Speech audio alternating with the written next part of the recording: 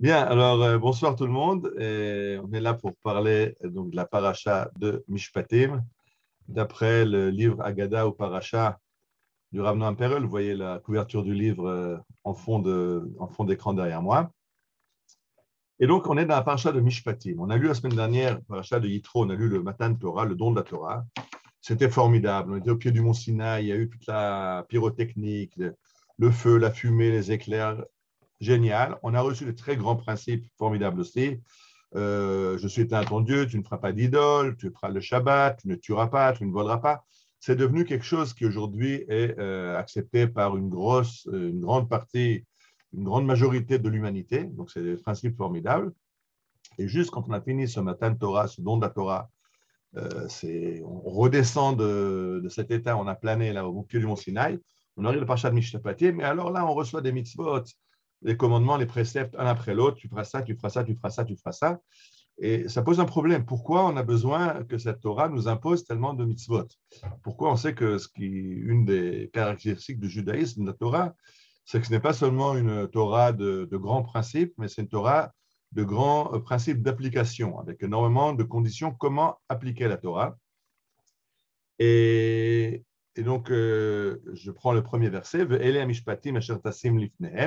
voici les mishpatim, les jugements, les mitzvot que tu enseigneras aux enfants d'Israël. C'est le premier verset de notre paracha. Et vous avez déjà compris comment le Noam Perel fonctionne. Il part d'un verset, il amène le midrash et après il commente. Donc ça, c'était le verset. Que dit le midrash? Le midrash dit la chose suivante. Midrash Rabbah. ואלה המשפטים יש לעובדי כוכבים שופטים ויש לישראל שופטים ואין אתה יודע מה ביניהם. Il dit Israël, le peuple d'Israël, ne se singularise pas par le fait qu'il a des juges.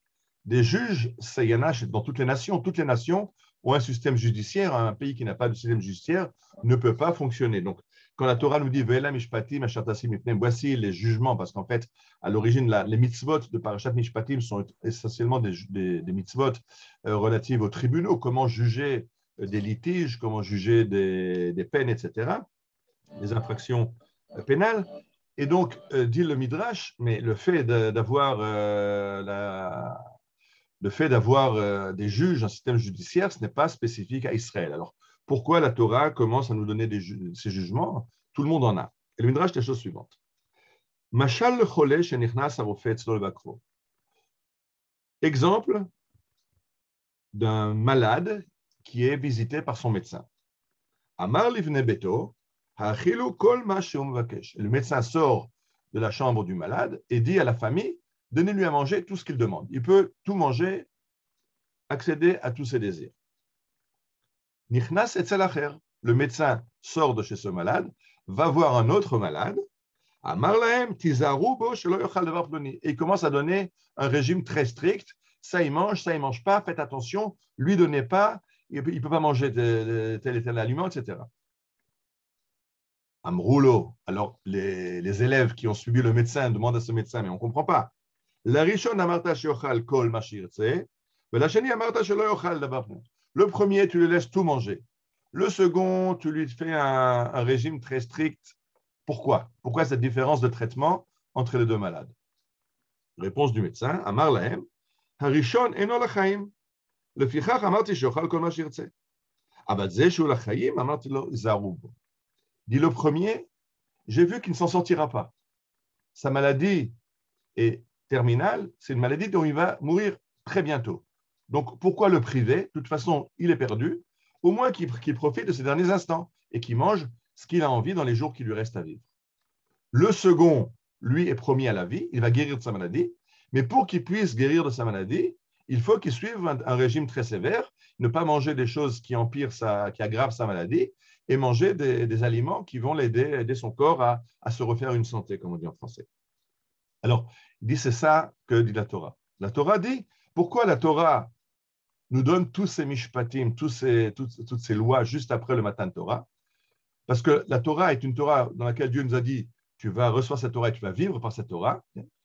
Et alors, il y a des conduites qui amènent à la vie et des conduites qui n'amènent pas à la vie.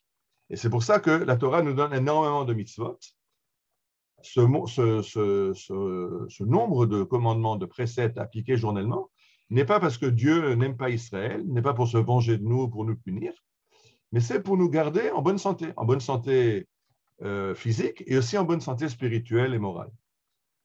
Et c'est pour ça qu'on a ces mitzvot.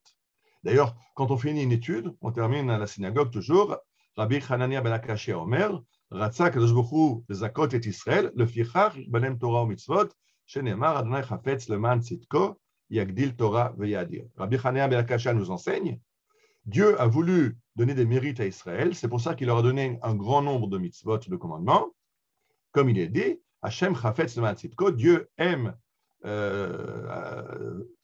Yagdil Torah veyadir, pour donner sa justice à Israël, alors il lui donne des mitzvot. C'est très important parce que si on prend d'autres traditions religieuses, elles sont allées dans une autre direction. Il y avait un juif en Eretz Israël, il y a 2000 ans, il s'appelait Shaoul de Tarsos, et plus connu sous le nom de Paul. Et quand lui est allé évangéliser le monde païen, il a vu que c'était un peu difficile avec tous ces commandements, que le monde païen acceptait très bien les grands principes, tu aimeras ton prochain comme toi-même, tu ne feras pas d'idole, ça va, c'est acceptable, mais toutes les mitzvot, en commençant par la Brit Mila et le Shabbat et manger kasher, c'est trop compliqué. Alors il a dit, on n'a pas besoin de faire les mitzvot. Les mitzvot, c'était dans un temps passé, dans le temps maintenant, il n'y a plus de mitzvot. Il est allé plus loin en disant que les mitzvot, le fait qu'il y ait des commandements, c'est la racine de la faute. Parce que s'il y a des commandements et que je ne les fais pas, je fais une faute. Donc, je me détruis. Donc, s'il n'y a pas de commandement, je ne ferai pas de faute, donc je vivrai. La Torah dit juste le contraire. Si tu veux vivre, il faut vivre dans une vie morale et la Torah te donne la direction comment vivre cette vie morale à travers ces mitzvot. Dit le Rav Noam Perel, c'est toujours le problème qu'on a. Quand on voit tous ces mitzvot, on se dit quand même c'est un peu fatigant, c'est un petit peu beaucoup. Si vous ouvrez le Shulchan Aruch, ça commence par le matin, comment il faut mettre les chaussures. Alors on met d'abord la chaussure droite, et après on met la chaussure gauche, et puis on met d'abord les lacets à gauche. Sur chaque instant de la vie du juif, il y a des halachot, comment se conduire. Ça peut être contraignant. Dit le Rav Noam Perel, mais est-ce que vous avez déjà vu un sportif international, un sportif olympique? Il passe des heures et des heures chaque jour à s'entraîner.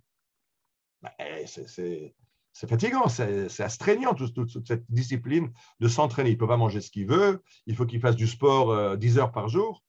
Un pianiste de haut vol, même chose. Il passe des heures et des heures à répéter, à jouer sur son piano ou sur son violon. Ça ne vient pas tout seul, ça demande un entraînement. Et dit le Rav Noam Perel, c'est ce que le Midrash nous dit, c'est que ces mitzvot de la Torah, c'est l'entraînement nécessaire à réussir sa vie de juif. Si on veut réussir cette vie que Dieu nous a posée dans les grands principes qu'on a reçus au Mont Sinaï, alors il définit des modes d'application qui vont nous entraîner, nous mettre dans ce droit chemin et faire qu'après, on sera le but pour lequel cette Torah a été donnée. Batem tiulim amlechet kohanim vegoy kadosh, vous serez un peuple saint, une nation de prêtres. Donc, ça ne vient pas tout seul. Il faut s'entraîner, il faut prendre une discipline de soi, comme je dis, cette discipline cette discipline qu'ont les athlètes, qu'ont les grands musiciens. Rien ne vient sans effort. Et être juif, ça demande un effort. Et la Torah vient nous dire dans quelle direction il faut porter nos efforts pour réussir cette mission que Dieu nous a donnée. Voilà, on est plus ou moins fini les 10 minutes. Sur la paracha, le Rav Noam Perel a encore 3 autres midrashim qui l'expliquent. On en gardera pour l'année prochaine Be'ezrat Hashem. Je pense qu'on a déjà une belle idée de cette paracha de Mishpatim, de comprendre que c'est juste après. Et d'ailleurs, le Rav Tzvi Kook, dont on a parlé pendant un an, disait que les parachutes viennent toujours par couple, 2 par 2. Il disait il y a un 2 par 2, c'est Yitro et Mishpatim. Yitro donne les grands principes, et après Mishpatim va donner comment appliquer ces principes. Parce que si on reste au niveau du principe, les grandes déclarations, c'est formidable, ça ne sert à rien. Allez à l'ONU, regardez